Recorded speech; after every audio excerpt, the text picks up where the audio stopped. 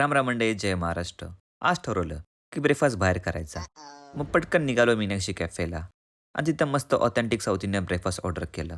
इडली, चटणी, vada. Wow. एकदम classic start. Breakfast नंतर metro पकडली आणि पोहोचलो व्ही आर मॉलला. मॉल तर लय भारी होता आणि त्यात क्रिसमसमुळे एकदम क्लासिक रॉयल वाईब दिसत होते. सेंटा क्लॉस म्हणजे आपला तात्या विंचू हो. क्या बोला तूने? असो, मग आलो शॉपिंग करायला. इकडे-तिकडे नजर फिरवली आणि फायनली थोडे कपडे आवडले. कसं आहे ना, आलोय तर 2-3 घेऊनच टाकतो. चल झूठा.